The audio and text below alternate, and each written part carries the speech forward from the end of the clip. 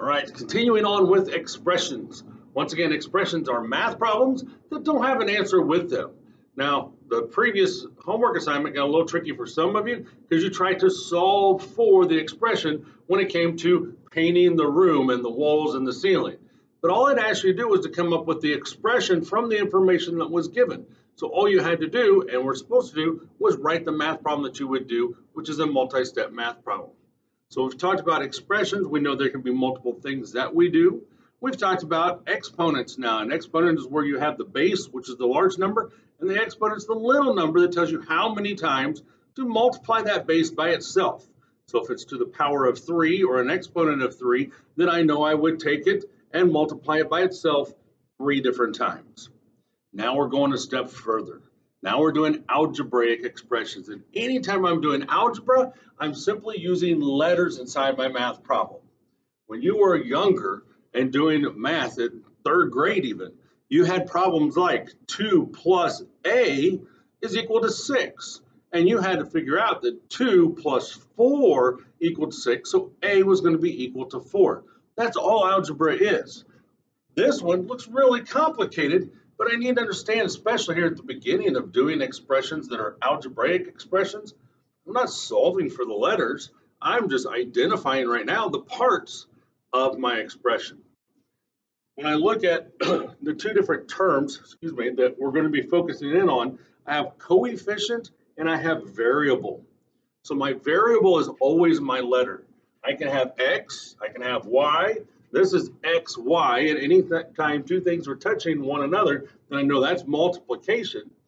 And my coefficient is always the number itself. So my 5 is my coefficient here, where my 2 is my coefficient here, and therefore this one showing you is the 9.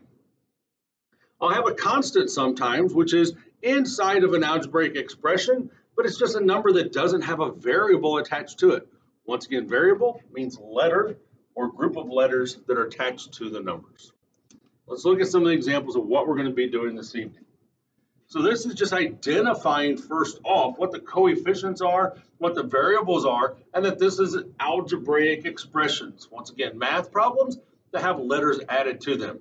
I'm not solving for the letters, and what the letters are equal to really don't matter at this point. We'll get to that here in a few lessons. So they give us x plus 10, identifying that x is a variable, 10 is a coefficient. 3 times y, identifying that 3 is a coefficient, where y is your variable. And then 3 times a plus 4. I know that y, or 3 is my coefficient, a is my variable. Variables, once again, are just letters inside of math problems. Okay? So that's where we need to start. Now, over here I put a star because I want to remind you that there are several different ways we can see multiplication. So if I have the multiplication sign, that's pretty obvious. I can do the floating dot in place of the multiplication sign. That should be pretty obvious too. But sometimes when the number and the letter, the variable and the coefficient are touching one another, it gets a little confusing as to what that means. And all it means is to multiply. And these are parentheses, but they're not used as mathematical parentheses like the order of operations that we just talked about. These parentheses just say I'm separating the y from the 3, and since they're touching one another, I'm also multiplying. So 4 different ways we can see multiplication problems. Just remember those as we go forward into expressions and algebraic expressions. All right, so this says, an artist charges $5 for each person in a cartoon drawing. Write an algebraic expression for the cost in dollars for a drawing that includes P people. Now, I'm not solving for any of these. All I'm doing is writing algebraic expressions. So they're going to give me an item, a unit measurement, and I'm going to usually use whatever that word begins with as my variable. Here I'm talking about people. I don't know how many people there are, but I'm going to use P to identify that's the number that I would use. If I think through this process then, that's once again what those light blue boxes are telling me, I got to think that the cost for each person is how much? Well, that's a given value for me. I know that an artist charges $5 for each person. So I know that's $5. How would I solve for knowing how much money he's going to make in a day or how much he can make in a day? Well, I'm going to take my $5 and I'm going to multiply by how many possible people he could see. If he only draws one person in a day, then I'd have $5 times 1. However, if he saw 10 people in a day, I would take $5 times 10. If I saw 100 people in a day, I'd take $5 times 100. So the P can be represented by any number that I'm told about. But right now I'm just finding an expression. I don't know how many people are there. So I'm just going to use P. So if I know that I have $5 for every person, then I know my expression would be $5 P. Once again, on that previous page I showed you with that star, a number touching a letter, a coefficient touching a variable, simply means that I would be multiplying. If you feel better by taking $5, showing the multiplication sign, followed by the P, that works as well because it's the exact same math expression. All right, so this one says on Mondays, so once again, we're reading these and figuring out how to write it as an algebraic expression. So some of them have more than one step, and I gotta remember that. On Mondays, a bakery adds 2 extra muffins for free with every muffin order. Write an algebraic expression for the number of muffins customers will receive on Mondays when they order M muffins. Now notice it doesn't say with every muffin ordered, because that would be, hey, you buy 1, you get 2 for free. Not what it says. What it says is that if I order muffins, if I order 1, I get 2 free. If I order 100, I get 2 free. So for every order, I get an additional 2. So I need to know that if I have an order and I don't know how many muffins are in there, I'm just going to represent that by an M, because M tells me that I know I'm ordering muffins, but I don't know how many I'm going to order. And once I place that order, then they're going to say, all right, I'm going to give you 2 for free. So if I know that M plus the 2 for free, that would be my expression because I'm adding them together, because the information that's in the story problem tells me that it is addition. So my final expression would be M plus 2, and I know that no matter how many muffins I order, I'm going to get 2 extra muffins added in there. On this example, it says the table at the right shows the number of points that items on a quiz are worth. So when I look at my chart to the right, quiz scoring, I have multiple choice questions. They're each worth 2 points. And I have short answer questions, which are each worth 5 points. So those are the ones that you're going to write out about a paragraph, maybe a sentence or 2. To figure out then, it says write an algebraic expression for the quiz score of a student who gets M multiple choice items. I don't know what M equals, and I'm not going to be able to solve for that. All I'm doing is, once again, writing an algebraic expression. I need the math problem that has letters in it that I could use if I knew how many they got correct.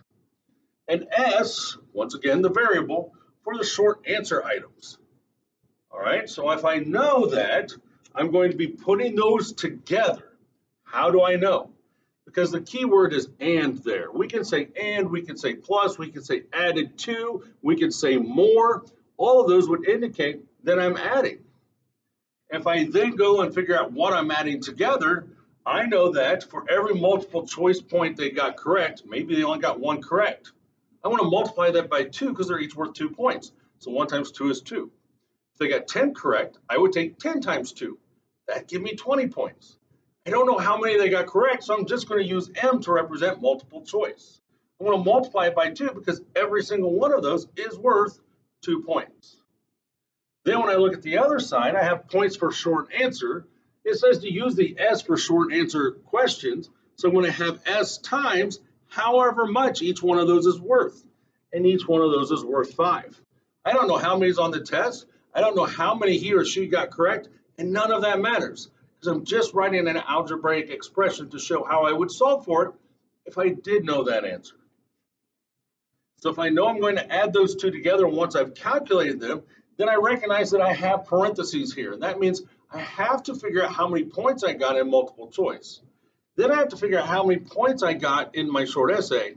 Then I combine those together to get my total score for my test.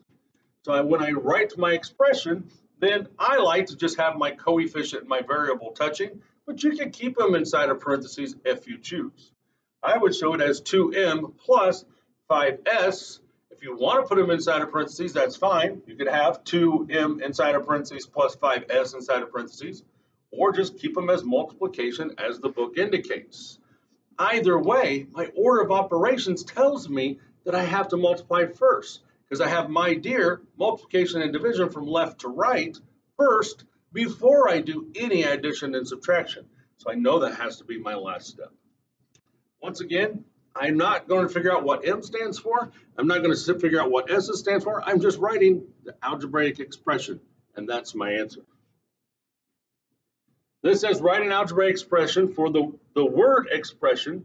The word expression means they're going to tell you in words what to do mathematically, and then you have to figure out how to write it as a math problem. 30 more than the product of 4 and h, or 4 and x, excuse me. So 30 more than, product of. I have to look at those keywords, don't I? Well, what does product mean? Product is the answer to multiplication. We should remember that from 4th grade and 5th grade.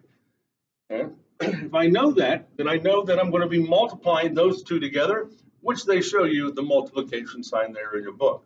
So I just have to plug in the information that I know, so I know it's 4 times x. And then it says 30 more than. 30 more than the product. So I could put the 30 out front, and it's addition because more than means to add. Excuse me, I'm struggling with my voice still. I could have 4x plus 30, because then I would just be adding the 30 at the end.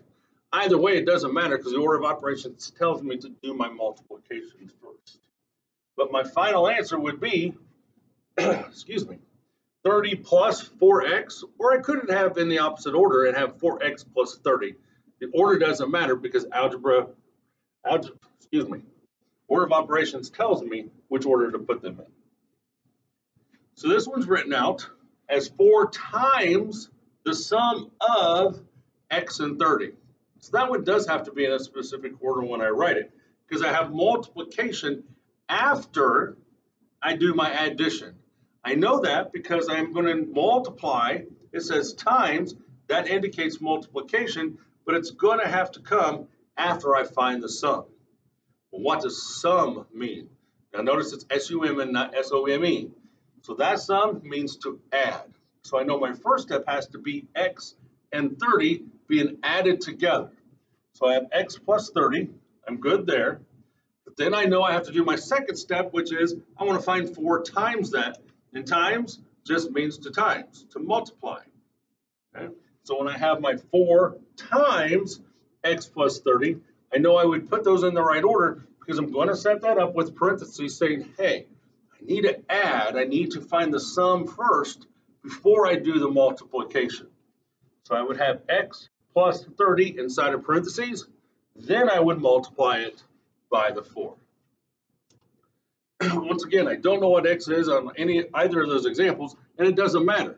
I'm not finding that. I'm just simply finding out the written expression that I would use for that algebra problem. When you write an algebraic expression with 2 operations, how can you show which operation to do first? So once again, operations are adding, subtracting, multiplying, and dividing. We always have 4 math operations or 4 math functions is another word that we could say. How do I know what to do first in a math problem that has more than one step? Think about your order of operations. Order of operations are very specific, and it tells us whatever is inside of parentheses, I have to do first.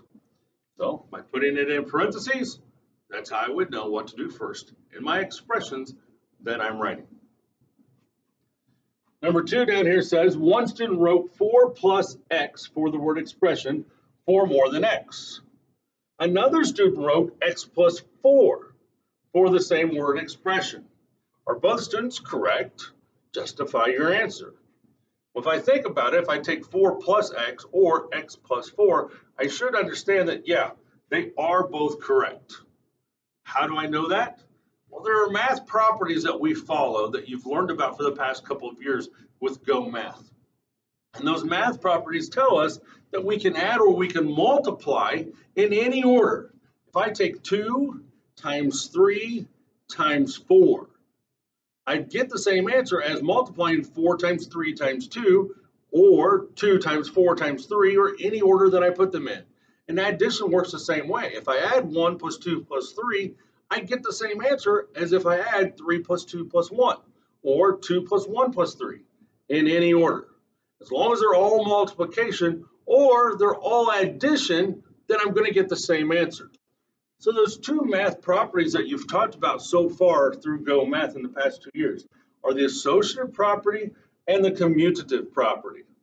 Now, if you don't remember what those are, you might make a note in your book as to what they are. So in the commutative property, I give you an example. The one that I just gave, 1 plus 2 plus 3. It means that if I switch them around in different positions, so I have 3 plus 2 plus 1, and that's also equal to 2 plus 1 plus 3. Commutative property means I can change the positions that I put them in, and I still end up with the same answer. That works for addition and multiplication. The associative property means if I put parentheses around them, like we practiced on a couple of the questions last night on our homework, then I start in a different location because parentheses tells me to, but that still doesn't change my answer. If I put the parentheses around the first two in all addition, and then I move it to the last two in all addition, I still end up with the same answer. So commutative means I can commute, I can move from one place to another, and to associate means to put into groupings. So if I put them in different groupings, as long as it's all addition, or it's all multiplication, I'm still going to get my same answer. All right, so practicing how we're going to do our assignment. Write an algebraic expression for, notice it doesn't say solve anything, for the product multiplication of 6 and p. What operation does the word product indicate? Well, product, once again, multiplication. It shows you it's multiplication, so I just have to put that product is equal to multiplication. Therefore, the expression is 6 times p. Now, personally, I like to keep them in the order that the book shows me. However, if you got in a hurry and you wrote down p times 6, that's my commutative property. It still is going to be the same answer. Write an algebraic expression, once again, not solving, for the word expressions here. So 11 more than e. Well, more than, keyword, addition, right? To add or to plus together. So 11 plus the e is going to be my answer. I could also, because of commutative property, put it in the order of e plus 11, because I end up with the same answer. 9 less than the quotient of n and 5. That's got to be in a very specific order the way it's written, because it's going to be subtraction and division. And subtraction and division have to go in a specific order. They're not like addition and multiplication. So what order do I know to put them in? Well, if I'm going to do 9 less than something else, I know that has to go last. And I got to figure out what that something else is first. So that word quotient, once again, is the answer to division. They put the numbers in the order that they want them in. So if it's the quotient of n and 5, I know I have to take n divided by 5. So which one goes on top? The first one that's written. So my n is going to be my numerator. My 5 is going to be my denominator. Once I do that math, then it says I'm going to take 9 less than that. So I know I'm going to, less is subtract the 9 from it. How do I know which one to do first then if I was actually solving for it? Well, my order of operations tells me that I want to do multiplication and division from left to right. So I'm going to divide first. Then I do all subtraction and addition from left to right. All right, question 4 says 20 divided by C. Well, if it's divided by something, it's either going to be on the outside of the division box, or it would be second in my division sentence, or if I'm doing it as a fraction, it would be my denominator in my fraction. Either way that you choose, I have to know where they go because it's division. So if I'm going to divide by, I generally, when I do algebra, I set them up as fractions. If it's going to be divided by C, I know the C has to be my denominator because it's going to be going into. So my 20 divided by something, I put my 20 on top as my numerator, it's being divided by C. If I look at it as a fraction and I say it exactly the way it's set up, 20 divided by C, and I check up here, that's exactly what it says. 8 times the product of 5 and T. So product means to multiply, and it tells me through the wording that I have to do that first. So if I'm going to take 8 times whatever I get next, which is going to be a product, I have to do my 5 and my T first, and I'm going to put those inside of parentheses so I know that they are set aside. So if I have 5 times T, finding my product first, then I just take 8 times that. So I'm going to put the 8 touching in the parentheses. If you want to add the multiplication sign there, you can. It still means the same thing. So 8 times the product of 5 times T, I have exactly what it says. Excuse me. Number 6, there are 12 eggs in a dozen. Write an algebraic expression for the number of eggs in D dozen. I don't know how many dozen there are, but I know for every single dozen that I do have, I'm going to have 12. So I know if I take 12 and I multiply it by what, I'm going to find out my answer. Well, it tells me to, instead of dozen, put the D. So if I take 12 of eggs, so of is multiplication, D, or I could do 12D or D12, because of the community property, I know they're both going to be the same answer. Once again, numbers and letters, coefficients and variables touching means to multiply. A state park charges a $6 entry fee. Now this is multi-step, so let's think about what it's saying. Plus $7.50 per night of camping. Write an algebraic expression for the cost in dollars of entering a park and camping for N nights. So maybe you're only going for 1 night. So I know I would plug in the 1 for the N. Maybe I'm going for a 3-day weekend, so I'm going to stay 3 nights. So where the N would be in my algebraic expression, once I write it, I would plug in a 3. Maybe you're going to camp for a whole week, so I'd multiply by 7. I have to figure out how to set it up as a math problem before I figure out how much I'm going to pay and how many nights I can afford to stay. So my first thing that I would have to do is figure out how much does it cost to stay each of the nights I can go. Then at the end, I'm going to add $6 to it because that's an additional fee. So I know that I'm going to have my $6, but first I'm going to figure out what I'm going to pay per night. Well, I'm going to put in because I don't know how many nights I'm staying, and I'm going to multiply because every single night I do stay tells me I'm going to pay $7.50. So $7.50 times N will tell me how much I'm paying just to stay there. Now to enter the park, I have another fee, and that's only charged 1 time. It's not every time I go in and out, in and out, in and out. It's just going into the park 1 time. They give you a receipt or a sticker to put in your car window. You only have to pay it 1 time per stay. So I know that that's a 1-time charge. I'm going to add $6 to it because it says plus in my math problem that I'm going to add the 2 values together. So I know I'm going to add $6 to enter the park, and according to how many nights I stay, which is my N, I'm going to pay $7.50 for each and every night. So once again, I'm not solving for anything here. I'm simply figuring out what my algebraic expression would be with coefficients and variables and multi-steps separated by parentheses, whatever I need to do in order to get to an answer once I'm told what the values would be.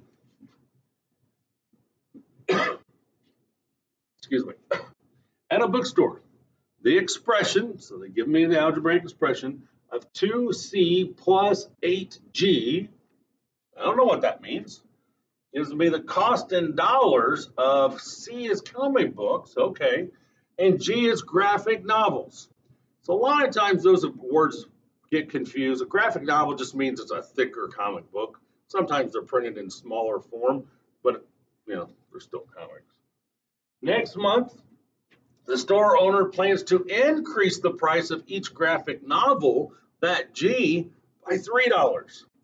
Write an expression that will give the cost of C comic books and G graphic novels next month. So I know originally I'm charging $2 for comic books and $8 for graphic novels, but now I want to increase that cost next month.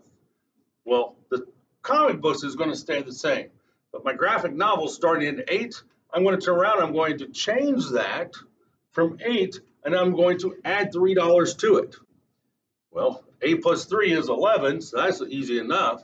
So all I really have to do is plug in my 11 into that original algebraic expression that they give me. So my 2C will stay the same for my comic books, but now my graphic novels is going to be worth $11 each. All right, so going over some geometry before you start your assignment, there might be a reason, once again, that we're doing this. So I'm using some different numbers than what you might see tonight on a homework assignment, but it's to remind you on how we would do these type of things. It says to write an expression using exponents that represents the area of the figure in square centimeters. So write the expression. Well, if I find area, I have to remember how to find area. Area is found, if I look in my glossary of my book, it will tell me how to do that. But I'm going to remind you that it's length times width. It's the base of the shape times the height of the shape, or length times my width. This happens to be a square. So I would take my length times my width to find out my area of my big square. But then I realize that this little corner is taken out. So I know my next step would have to be to find the area of my little square and subtract it because it's missing. If it's missing, I know I'm going to subtract. So my algebraic expression would start out as, well, 10 inches times 10 inches for my big area, and I'm going to subtract that by the one that's missing, which is 3 inches by 3 inches. Now here's the thing. It's an algebraic expression, so I got to put those together. I'm multiplying numbers. 10 times 10. Should be easy enough. That's 100. But here's the thing. When I talk about area, I talk about square inches, and here's why. When I multiply inches by inches, I just simply put them together and count how many are there. I have inches and that exponent of 2 because I'm multiplying 2 of them together. So 10 squared, which would be 100, inches squared, minus 3 squared, that would be 9, with my inches squared because it's inches times inches. Okay? So I'm going to end up with an answer in square inches as my label when I subtract. 100 minus 9, that would be 91 square inches is my final answer. But all I need is this algebraic expression. All right, so a lot of information, and it's really just reading them and figuring out what you're supposed to do mathematically. I'm not solving any values for any of my variables. Once again, a variable is a letter or a group of letters. And my coefficient is my number that is touching a variable. On my assignment, I'm going to do 2 through 14. And then on the back, on page 373, I'm going to do 1 through 6. So take your time and read what it's telling you in these scenarios in order to write your algebraic expression. If you have any questions while you're doing it, you can either ask me in the back of the room or you can ask your teammates, and I'm sure they will be happy to help.